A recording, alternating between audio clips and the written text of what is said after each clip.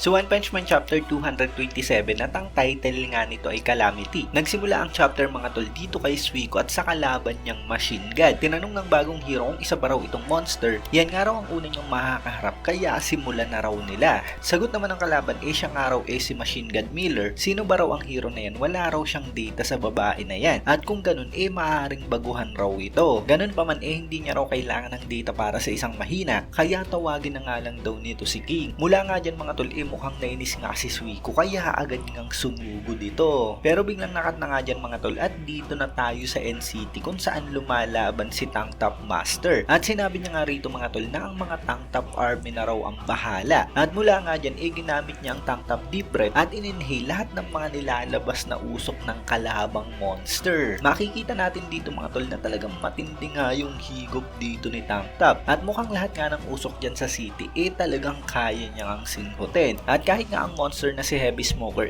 talagang nabibigla dahil sa talagang mauubos nga ang usok niya. Pero dito habang humihigop si Tank Top bigla na lamang siyang nagulat. At yun pala biglang dumating nga dyan si Flash at umatake nga ito ng Surging Wayne Blade Kick.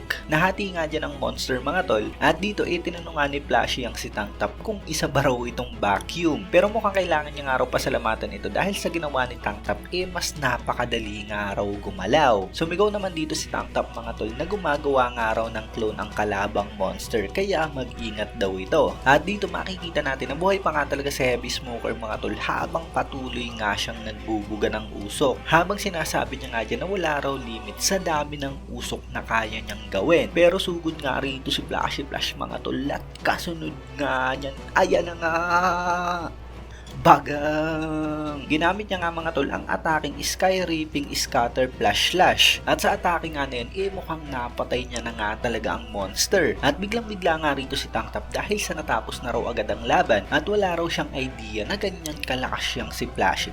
So mukhang hindi nakita mga tol netong si Tank Top yung mga laban ni Flash sa Monster Association Arc. Anyway, naisip nga rito ni Flash na yung mga secret ninja scroll nga raw na naiwan ng Datman hindi naman daw pala useless. So gumamit pala ng scroll si Flash mga tol at nasabi niya ang nice loot. Pero dito nga hindi pa tapos dahil sa may naglabas ang napakatinding usok mula sa bangkay ng monster. Inis na inis si Flash at nasabi niyang yari ang city na yan at kailangan nga raw nilang i-expand yung evacuation zone agad-agad. So natalo nga ang monster na si Heavy Smoker mga tol pero mukhang matindi nga yung idudulot niyang perwisyo sa city. Dito naman papunta pa nga rin sila Suiryu sa location ng target nila. Pero talagang napapaisip nga siya dyan dahil sa nakita niya nga ang pinakamalakas na kalbo. So si Saitama talaga yung idol niya mga tol at tingin ko talagang pinag-iisipan niya nga kung tama ba itong mission na gagawin niya. Dahil sa hindi na nga isang monster sigaro mga tol at makikita naman natin na talagang nagbago na nga siya. At kahit nga si Saitama mga tol hindi naman pinatay sigaro. Cut naman sa PCT kung saan patuloy nga ang paglaban ni Tatsumaki. Matindi nga rin ang kalaban niya dahil sa napakaraming insekto ng mga ito. At bukod pa dyan makikita natin na nagmumultiply nga ang mga insekto na yan kung saan naghihiwalay nga yung katawan ng insekto at nagiging dalawa nga ito. At dito naisip ng Tatsumaki mga tol na dumadami at tumitindi nga ang mga monster na yan sa maikling oras. Pero wala naman daw yung problema sa kanya at naghanda na nga siya sa pag-atake. At dito gamit ang ability niya